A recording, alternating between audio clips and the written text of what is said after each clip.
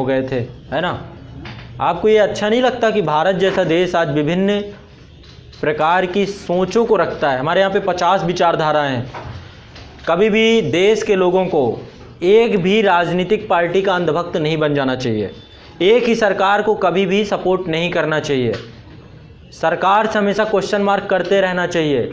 ये किसी भी देश के राष्ट्रवादी भावना में होना बहुत ज़रूरी है। आज भारत क्यों जिंदा है, हमारे यहाँ पे क्यों कुछ नहीं हो सकता, क्योंकि हमारे यहाँ पे 50 विचारधारा हैं और पल्लवित और पुष्पित हो रही हैं।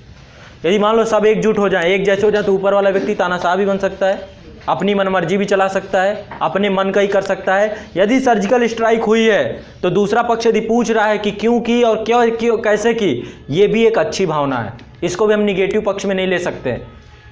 बताइए किया है तो उसका प्रूफ दीजिए, ये भी गलत नहीं है, राष्ट्रवादियों को गलत लग सकती है। ठीक है, भारत देश के हिसाब से यदि वैश्विक परिदृश्य से आप कंपेयर करें तो बहुत अच्छी चीज़ है जो हो रहा है। क्वेश्चन मार्क उठाने वाले चाहिए किसी भी देश में। जर्मनी में हिटलर इसलिए पैदा हुआ क्योंकि क्वेश्चन मार्क वाले मर गए थे, उन्हें मारा जा रहा था, उन्हें ख़त्म किया जा रहा था। यदि यहाँ पे एक ही भावना के लोग पैदा हो गए तो कब देश का विनाश हो जाएगा पता नहीं चलेगा, कब आपके यहाँ का लोकतंत्र समाप्त हो जाएगा आपको पता नहीं चलेगा। लोकतंत्र विभिन्न विचारधाराओं का समन्वय होता है। ठीक है, कब एक जाति ऊपर उठ करके खड़ी हो जाएगी आपको पता नहीं चलेगा। जर्मनी में हिटलर ने क्या किया, एक जातीय नस्लता को ऊपर रख दिया, आर्यों की श्रेष्ठता को ऊपर रख दिया। यही काम भारत में भी हो जाएगा। इसलिए विभिन्न जातियों के संरक्षा के लिए, देश के लोकतंत्र की संरक्षा के लिए भारत में विभिन्न प्रकार की विचारधाराओं का होना अत्यावश्यक है। सभी को लोकतांत्रिक मंच में बोलने की आज़ादी होनी चाहिए। विभिन्न पार्टियों और विभिन्न एक जैसी विचारधारा कभी भी पनपनी नहीं चाहिए, उसी दिन देश समाप्त हो जाएगा। ये हमारी विशेषता है। हम इसे मार नहीं सकते हैं, हम इसे मरता हुआ नहीं देख सकते हैं। राष्ट्रवादी के साथ साथ वामपंथी भी चाहिए, उग्रवादी भी चाहिए, क्रांतिकारी भी चाहिए, न्यूट्रल भी चाहिए, केंद्रीय भी चाहिए, विपक्ष भी चाहिए, सब कुछ चाहिए भारत में। इसी कारण हम हैं। ठीक है, तो यदि कभी आपको लगे कि ये विरोधी है तो समझिए लोकतंत्र का रक्षक है। यदि लगे कि आप एक पार्टी का उत्थान दे रहे हैं, इसलिए एक विचारधारा का जन्म होना ही नहीं चाहिए, नहीं देश भी नाजीवाद बन जाएगा, देश भी फासिस्ट बन जाएगा। समझ रहे बात को? जितने भी लोग हैं आप में से कुछ भक्त लोग भी हैं, मैं भी जैसे भक्त हूँ, सबसे बड़ा भक्त है ना।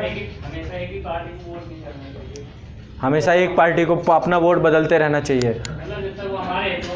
अच्छा, जब तक हमारे हितों में काम करे तब तक उसको वोट देना चाहिए। हित जैसे ही टकराएं, बिल्कुल दबाव समूह, नाम सुना, प्रेशर ग्रुप्स, बिल्कुल सबको यही करते हैं। जैसे कि अभी आप खुद सोचो, बसपा है, बहुजन समाज पार्टी, मायावती जी ने क्यों 0 वोट में 0 सीटें मिली यूपी में, दिखाया बहुजन समाज पार्टी के लोगों ने, बता दिया कि आपने हमारे हित में काम किया, इसलिए हम आप भर के भरोसे नहीं बैठे हैं, एक भी सीटें नहीं दी। भारत के लोकतंत्र की विशेषता है। बिल्कुल सही बोल रहे हैं आप, गलत थोड़ो ना है।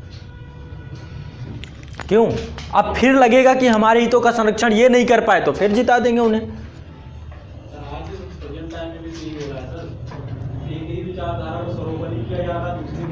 ये गलत है, ये गलत है, भारत खत्म हो जाएगा। मीडिया बहुत गलत रोल कर रही है। अभी रवीश कुमार का एक कमेंट आया था कि दो महीने के लिए टीवी बंद कर दें, टीवी ना देखें, ये देश के लिए कम से कम आप इतना कर सकते हैं। तो रवीश कुमार ठीक है, वो भी सही है, गलत नहीं किसी को कह सकते, वो भी भले आदमी नहीं है, लेकिन बाकी के लोग भी ठीक है बहुत भले नहीं है, वो भी एक पक्षी हो करके बोलते हैं। मीडिया जो दिखाता है आप देखते हो, उसी विचारधारा में रंग बस जाते हो। ठीक है, तो सब सही है, यहाँ पे कुछ भी गलत नहीं, सब बढ़िया है, विपक्ष नहीं, विरोध है, लेकिन अच्छा है, ज़रूरी है देश के लिए, देश की जिंदा दिली के लिए ज़रूरी है। ठीक है, हर तरीके के लोग चाहिए। तो क्लास में यदि 50 विचारधाराओं के लोग हैं तो गलत नहीं है। ठीक है, हम सबसे लोकतांत्रिक क्लास में बैठे हैं, ये बड़ी खुशी की बात है, और हम चाहेंगे कि जिंदा रहे, ये मरे ना। ठीक है, ताकि एक व्यक्ति का पक्ष उभर के ना आ पाए। मैं तो न्यूट्रल आदमी हो गया, बाकी आप लोग अपने अपने पक्ष जिंदा रखिए। जैसे ही कोई कुछ बोले दूसरा तुरंत खड़ा हो जाए, फिर आप बोलने में क्यों डरते हैं? सामने वाला बोल रहा है, काउंटर अटैक कीजिए, आपके बस में है तो। फालतू ही चलता है राजनीति में, आते आते राजनीति। ये देखो, विचारधाराएं जो होती हैं बहुत ज़्यादा तथ्यात्मक नहीं होती है। आप एक बात को समझिए, आप फिलॉसफी पढ़ें, मैं विचारधारा की बात नहीं कर रहा। अगर समानता है तो समानता है। समानता भी विचारधारात्मक रूप से बटी होती है, हुई है, लेकिन कहीं ना कहीं जाकर सार निकलता है कि ये, अगर हम समानता की बात करें तो उदारवादी क्या कहेंगे कि लेसेस फेयर समानता है उदारवादी के, मार्क्सवादी क्या कहेंगे कि जो दबे कुचले हैं उन्हें आगे बढ़ाओ समानता है। तो दोनों की बात बराबर है। हाँ बराबर है। हाँ, तो बात तो वही कर रहे हैं, लेकिन कहानी इधर से पकड़ लो इधर से पकड़ लो, बात एक ही है। तो अब आपको देखना है कैसे पकड़ना है ना। लेकिन विचारधारात्मक रूप से बटा होना बहुत ज़रूरी है, ये दिमाग में बैठा लो। 50 विचारधाराएं यानी कि सब कुछ बढ़िया ओके चल रहा है। जिस दिन एक विचार हावी हुई उसी दिन हम गए, उसी दिन निपट गए, ये समझ लो, उसी दिन मर गए, हमारा लोकतंत्र मर गया।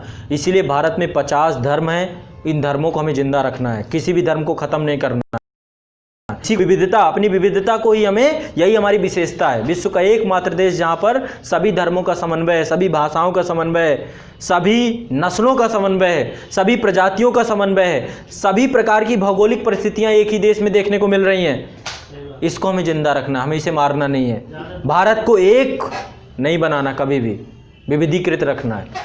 विविधता में एकता स्थापित हो ही जाएगी। अखंड भारत। हाँ, अखंड भारत। चलो आगे बढ़ते हैं नेक्स्ट। हाँ,